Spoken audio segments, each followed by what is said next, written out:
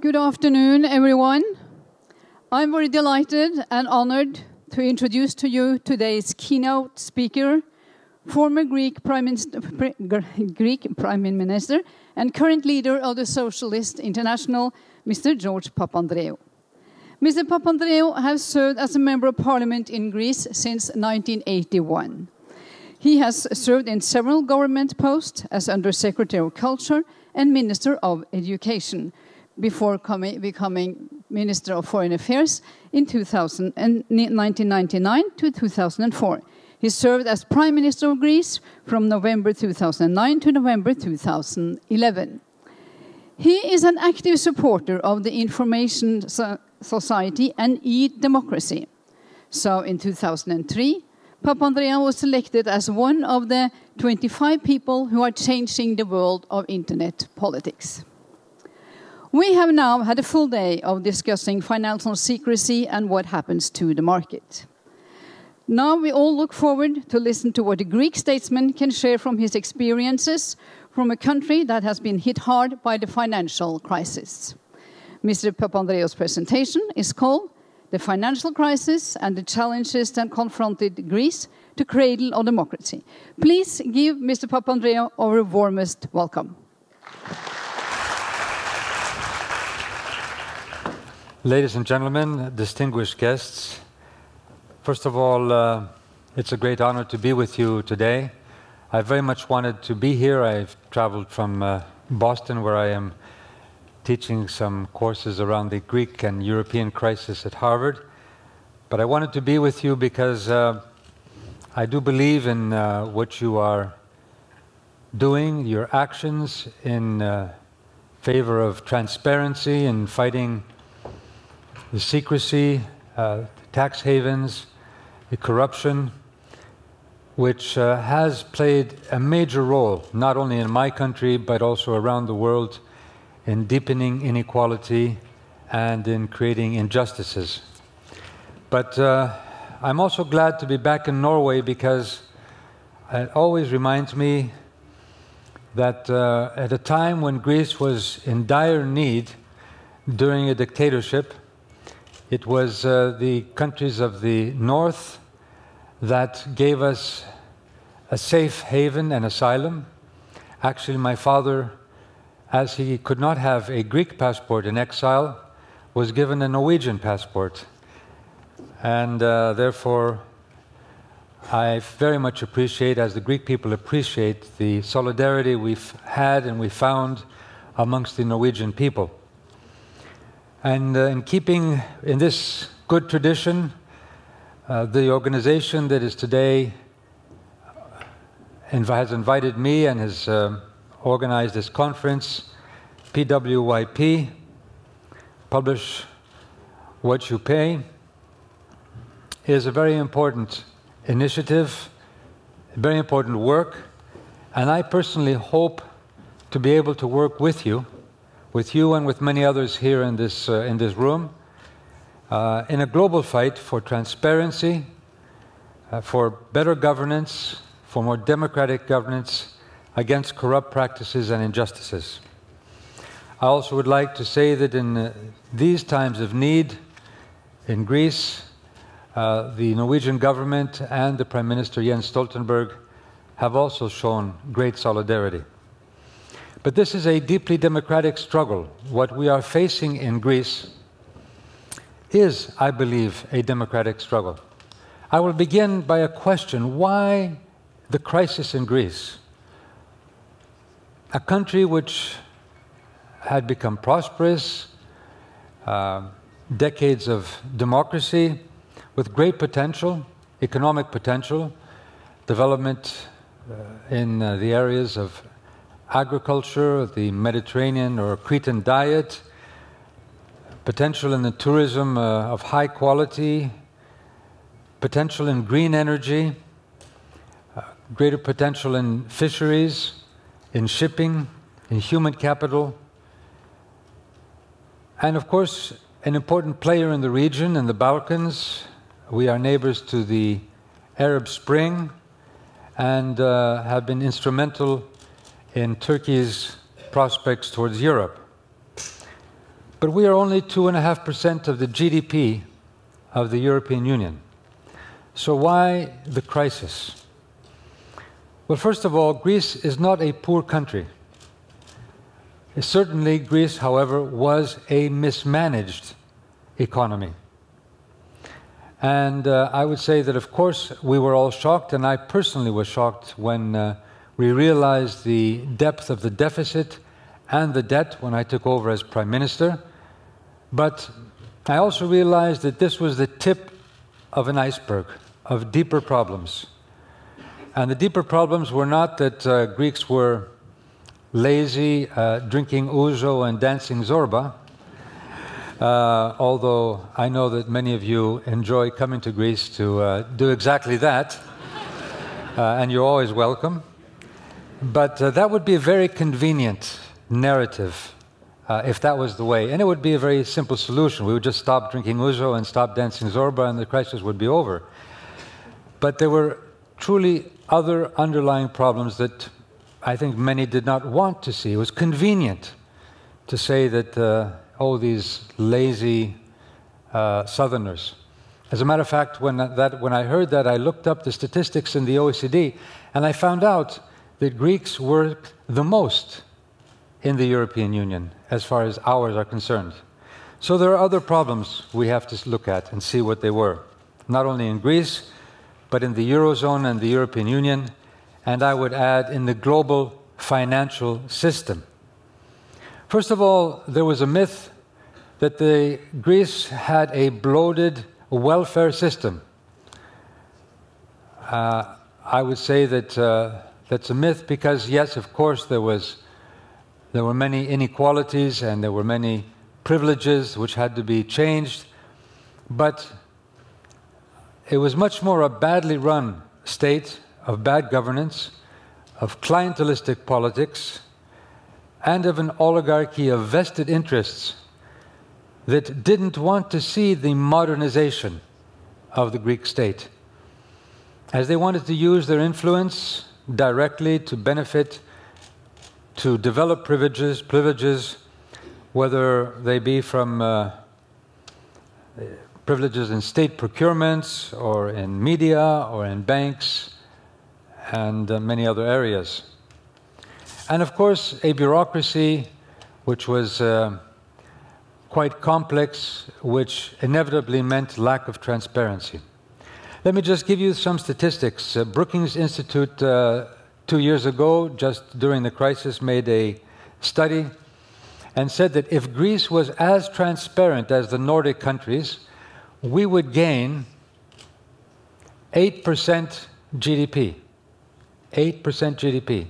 We would not have had a financial crisis, an economic crisis in Greece, had we had transparency and the institutions similar to the ones in the Nordic countries. It is estimated that there are approximately 11 billion per year in tax evasion. We are fighting that, of course. Other areas where there is loss or waste is the health system. And we had a large number of tax returns that were never collected. So one of the first things I had to do, and I felt was necessary, was to restore or to bring transparency to our institutions. One of the first things was, of course, to restore credibility by creating an independent statistical authority so that everyone knew exactly what our financial situation was. Transparent, functioning, and accountable statistical authority. Secondly, in combating clientelism, we voted on a law which made all employment and promotion in the civil service completely objective and transparent. Another area important of migration and of refugees, we created an absolutely objective and transparent system for those who could become naturalized citizens or those who could get refugee status, because this also was an area where there was a lack of transparency and even a clientelistic approach. We opened up through open government system, the possibility of people's deliberation on all our laws before they went to the cabinet and before they went to parliament to be voted on. Sort of a wiki deliberation, if you like. We opened up secrecy of bank accounts, and today we have thousands of people that are being investigated, both for their accounts inside and outside Greece.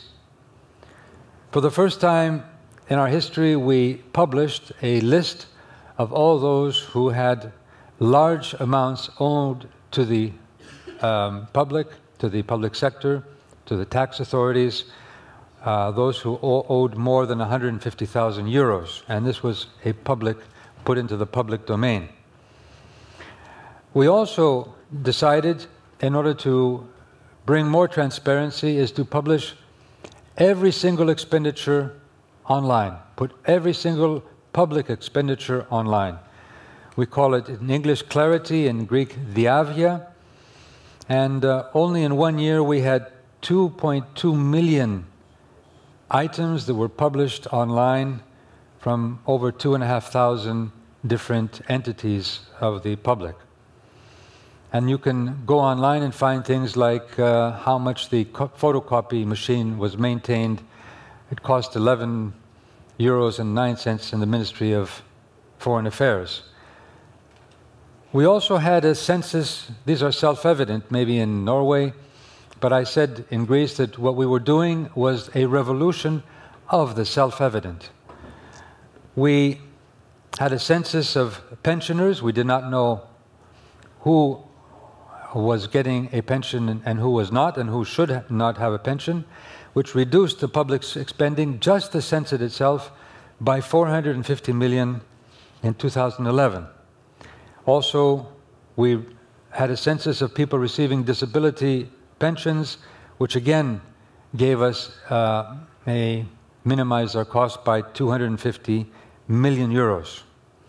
We put into place an e-prescription for health, because there was unluckily a collusion between big pharmaceutical companies and a large number of doctors who would get kickbacks by giving very expensive treatments when patients did not need them.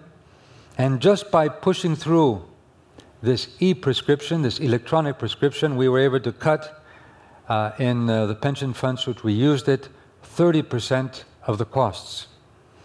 We brought online auctions for procurements, particularly in the health area, and the first that we did cut down the cost by 80%.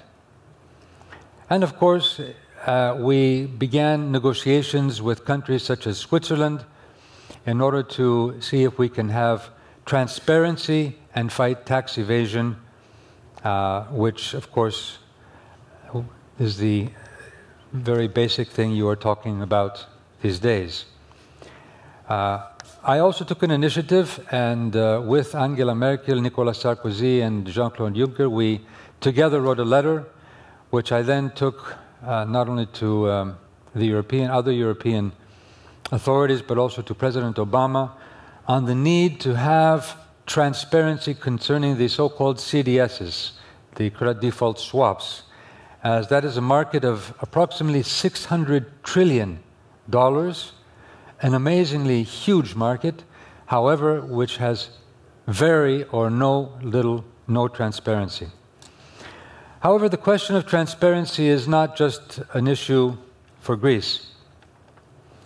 If you look at the other countries that are in crisis, it may be interesting that Transparency International has linked many of the deficits and the debts for Italy and Spain and Portugal to the fact that there was not the most transparent governance.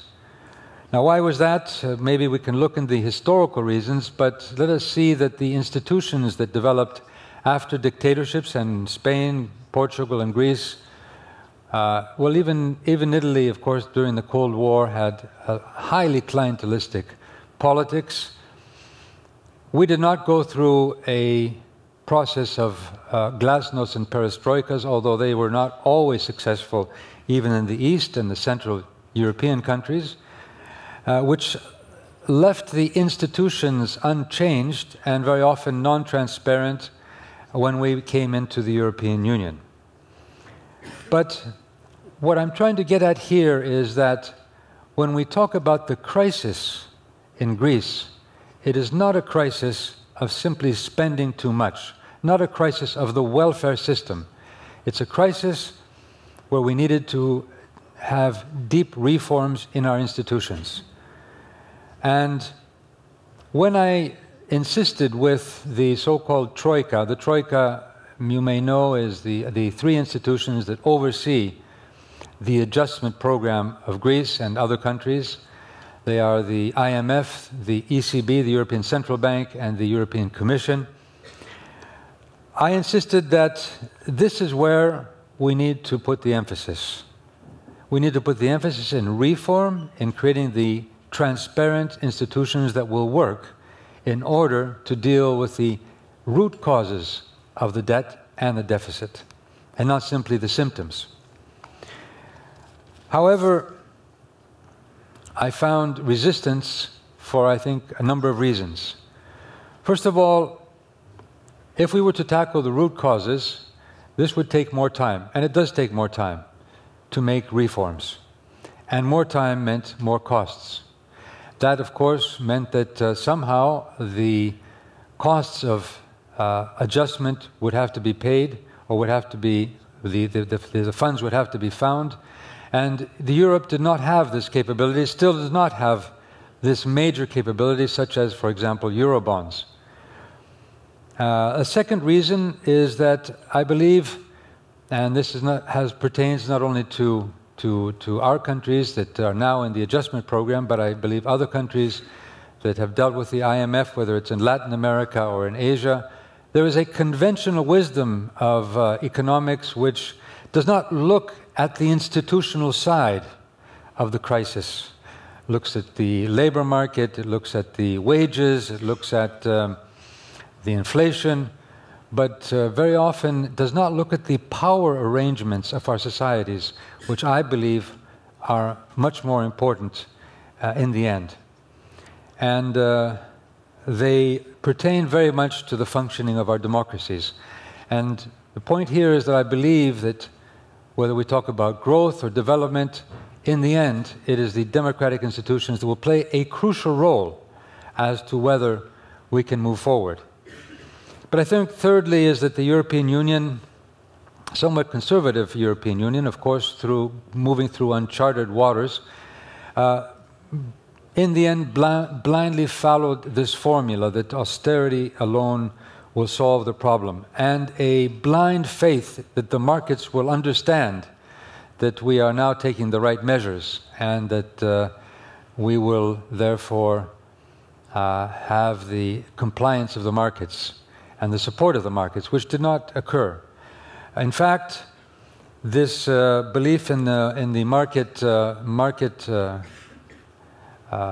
panacea, if you like, in the end made it much more difficult, because the problem continued and continues to this day, as the markets are in a psychology. I'm not talking only about some of the speculation which certainly exists, but a psychology which is more herd-like, a fear after the 2008 risks of the crisis, after the Wall Street breakdown. There is a risk psychology which does not allow for them to be calm and supportive of what we are doing. This is where we needed a much more robust answer from the European Union institutions. We also had rating agencies, again, that in the time of the crisis before 2008 were rating AAA bonds which were fraudulent, while afterwards became overcautious. As I said, we had the CDSs, but again, we had the secrecy and the tax havens and the movement of capital, which also undermined our efforts. I say that because the the market psychology and the lack of the institutions at the European level combined created further fears. Fears of the breakdown of the euro, fears of the euro exit of Greece, possibly other countries, and that alone created a deeper insecurity, but also allowed for billions of euros to be transferred. We estimate that about 33 billion euros were transferred from Greece, possibly abroad. And now we are investigating 15,000 cases of possible tax evasion or money laundering. But as I said, the debt and the deficit were symptoms of bad management. Of course, we did have to revamp our pension system, but in the end, this was not profligacy of the welfare state. It wasn't the pensions, it wasn't the unemployment benefits, it wasn't the educational system or the healthcare system to blame for Europe's economic crisis. And I think this is, if we look to some of the major economists that recently have been analyzing the crisis in the US, they also highlight the lack of transparency in the financial markets, the lack of monitoring, the fraud, the allocation, as I said, of AAA bonds, which were toxic bonds, and these were, in the end, corrupt practices, which were not monitored or controlled, and this put the US and the world into a free fall. And I say this because many of the analyses around this crisis have linked and compared the crisis in Wall Street in 2007 and 2008 to the crisis of the Great Depression. In what way? People, economists like Bob Reich, a former Labor Secretary under Clinton, or Nobel laureate Joe Stiglitz, Paul Krugman, also others such as Jeffrey Sachs, have said that the core problem was in fact linked to the question of inequality. And inequality has grown, has become much more prominent in the past years. Chrystia Freeland, writing in a recent book called The Plutocrats, has stated that from 2009 to 2010, 99% of the Americans' incomes grew only 0.2%, while for the top 1%, their income grew 11.6%. So those who recovered were only the top 1% that I don't think really needed much recovery. But inequality also exists in China, between the coastal and the rural populations, in India, between the urban middle and upper middle class and the hundreds of millions of peasants that are at subsistence level. And one can see that inequality has been both causing the crisis, but also has been a result of this crisis.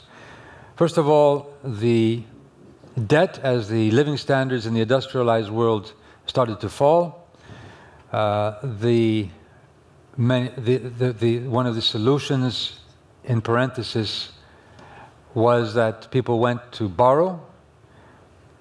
But also what caused the crisis was the fact that this inequality was very important because it concentrated wealth in the hands of a smaller group of people. This concentration of wealth also meant concentration of power. And concentration of power meant lack of transparency, and I would add the capture of our democratic political institutions. The capture of the democratic political institutions, therefore, is what is at stake today because of this deepening inequality and this heightening of the concentration of both wealth and power. Our institutions are being usurped, and even though this, of course, this lack of transparency and this concentration of wealth may be seen more apparently in authoritarian regimes, we are witnessing it today in our advanced democracies. That is why I also believe that this dichotomy, this ideological dichotomy, which also pits markets against governments, is somewhat of a false dichotomy. Because you can have good markets and good regulation, and good governments and good governance, which both favor and serve the public good, or you can have markets and bad regulation and governments that are also badly functioning, which in the end help vested interests and specific groups in society, rather than the public interest. So this is why I believe this is a deeply democratic question of how we regulate markets, but also how we create more transparent and more effective democratic institutions of governance. One example, of course, which brings home to you here in Norway, is an author writing about the bottom billion of the poor around the world, called Paul Collier. He makes an interesting comparison between Norway and Nigeria. He says they both have oil, petroleum, but he says in one country the revenues go to the state, and in the other country the revenues go to the minister. So behind this is the question of institutions. Yes, institutions matter. Democratic institutions matter.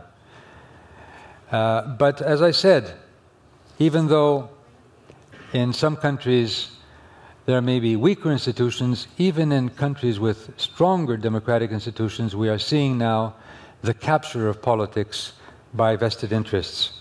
Jeffrey Sachs wrote in an article in the Financial Times that the difference between the Republican and Democratic Party in the United States is that the Republicans get their electoral money from the oil interests, and the Democrats get their electoral money from Wall Street. But as inequality increases, as unemployment increases in the industrialized nations, there is another explanation which people like to talk about and to quote. It is the question of loss of competitiveness of the industrialized world, which of course is true. But what do we mean by competitiveness? And will we see in our world a race to the bottom or a race to the top? Because we see that competitive advantages in some countries mean no collective bargaining, low wages, no or a meager welfare state and benefits, lack of fundamental human rights, very possibly, and the degradation of the environment. Now, all these together do give a comparative advantage to some economies. But the question is, first of all, that this will be temporary, but secondly, is this the model we would like to emulate? And I believe we should build a model of development based on quality and not on inequality. This is also, however, creating another problem. We are seeing a resurgence of nationalism and xenophobia because one nation or one peoples are pitted against another peoples. Workers of one country are pitted against workers of another country. But the real divide is not between the populations, let's say, of China, India, Europe, and the US, but I would say between these populations and a new plutocracy which is being built up in the global economy. Something which, as I said, the author Freeland has now talked about. In fact, we are seeing a democracy moving into a plutocracy. And this is so because we are seeing both the combination of globalization and technical innovation. Two things that have many opportunities, creating amazing capabilities, capacity and power, but also which go unchecked. Going back to the ancient Greeks, when they talked about democracy, one of the basic reasons for democracy was to keep power in check, to check power, to have it accountable. Accountable to the community, accountable to the polis, or the city, as it was called.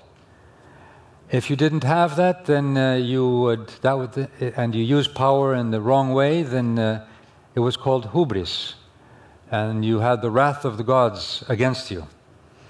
That's why Aristotle said we should do things in measure, at a human measure, in order to protect collectively the common good from the concentration and misuse of power.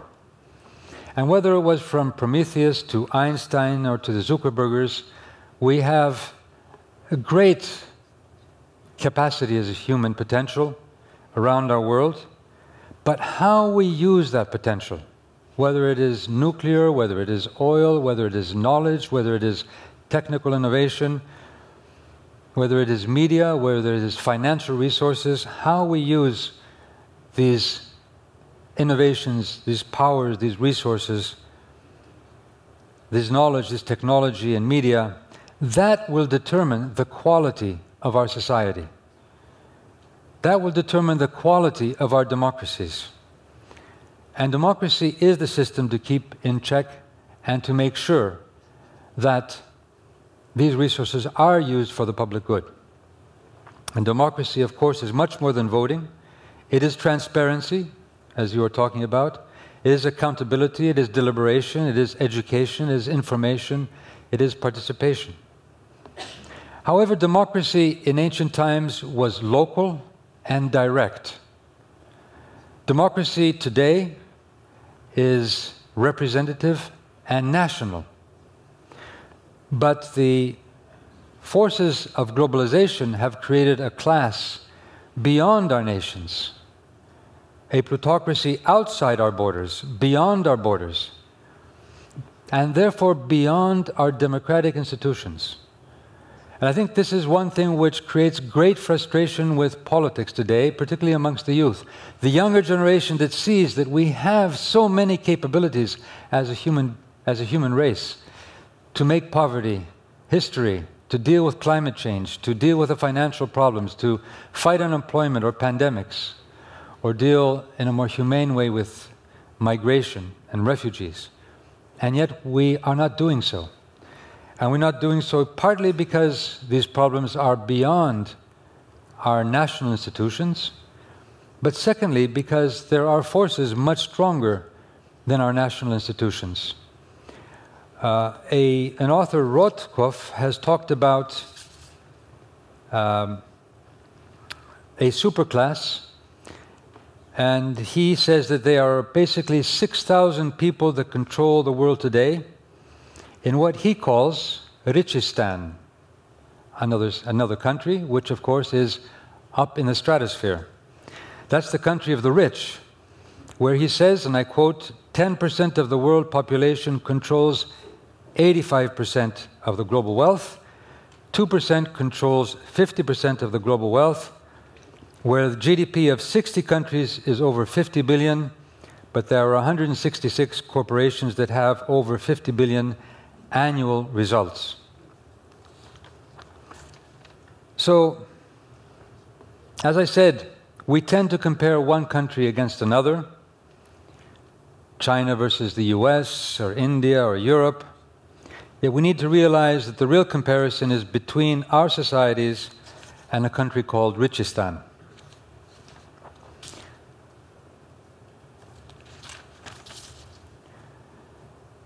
So, what I believe is that we need to look for organizations such as yours, for the information, for the informing of politics, but also see how we as nations can use all the possibilities we can in order to deal with the secrecy, the loopholes, the tax havens, but then also look at the international, the global situation and see how we can strengthen global governance in order to deal with this new world of a globalized economy.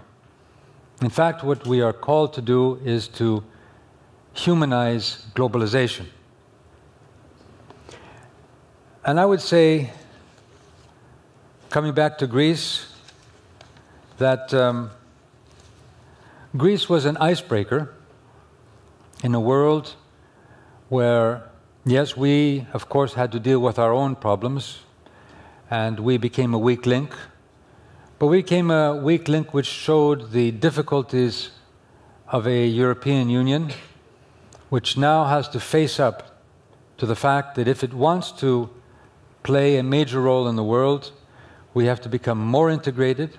We have to go beyond our nationalisms, beyond our rhetorics, which recently have been highlighted by easy scapegoating, either towards the south or towards the north. And we need to work together more cooperatively, more collectively in promoting a more just and a more transparent financial system. As far as Greece is concerned, and as we are speaking right now, the Eurogroup, as it's called, is deliberating around Greece. We have gone through 3 years of great difficulties, trying to adjust not only to our own difficult situation, but also trying to deal with a much wider set of problems, both in the Eurozone, where the markets have been able to attack or have created greater fears, and this has undermined the efforts of the Greek people. And yet, again and again, we have shown, not only through reforms, but also through very difficult measures, that we are ready to make the sacrifices, very deep sacrifices, in order to remain part of this European family. So I would make an appeal to those who are making decisions today in the Eurogroup and tomorrow in the European Council, that Greece has done its part, and we can no longer be an excuse for inaction or for piecemeal action at the European or at the global level. We were an icebreaker, and we often felt a bit like the ancient myth of Sisyphus. For those of you who may not know that, that is a sense that it was a punishment in ancient Greece, where you were told to push a rock up to the top of the hill and stabilize it there, but it would never stabilize, so it would always fall on the other side, and you would have to push it up again. And you would do it again and again and again, and it would be never ending. Well, what I do believe is that we need to go away from that situation to a situation where it will be difficult, it will be more of an odyssey, another ancient Greek myth, with all its dragons and monsters and difficulties, but at least we will know we're on a path towards Ithaca, and that we will have the support and the solidarity of our fellow Europeans. So I then call upon my fellow Europeans to see that Greece has gone through a very difficult situation these past 3 years, and now what is needed is the necessary steps in Europe.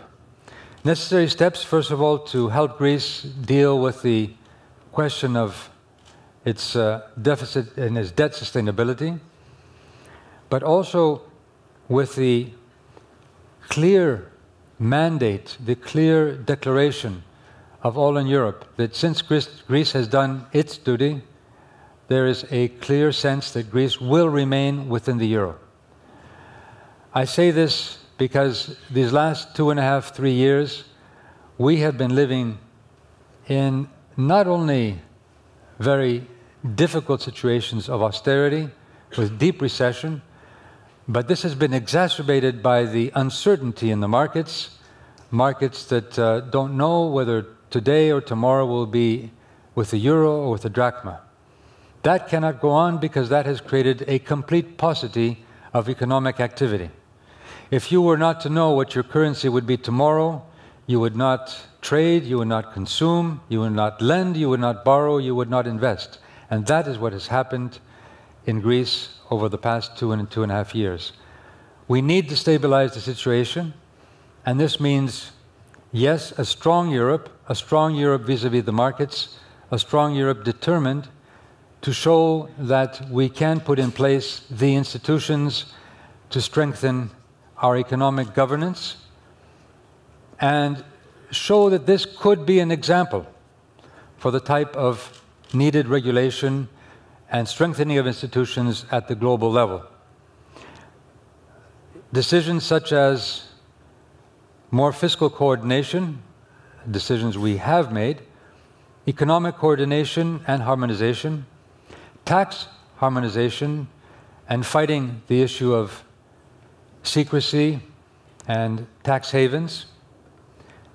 This is an issue I have put every time when I was Prime Minister at the European Council. However, it would go to the G20, there would be lip service, and then nothing would be done.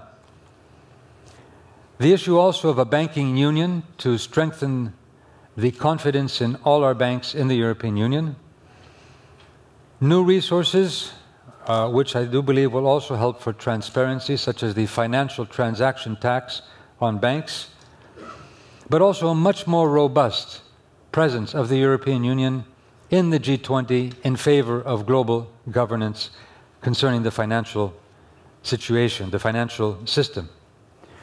We also need to bridge the democratic deficit because, as I have said, before we have the confidence in the markets, we need to have the confidence of our peoples, and the confidence of our peoples also means confidence in the democratic workings of the European institutions.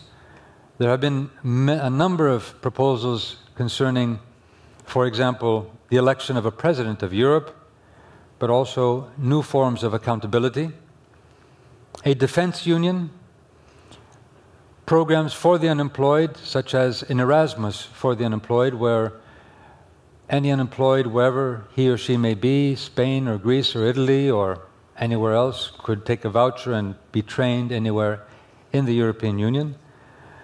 And, of course, a program for investment, not only in the human capacity, but also in green growth. At the same time, Europe must be at the forefront of dealing with the lack of governance in global finance. The use of tax havens by multinationals is so widespread that the United States Treasury is losing an estimated 100 billion every year in revenue. I assume there are similar sums in Europe.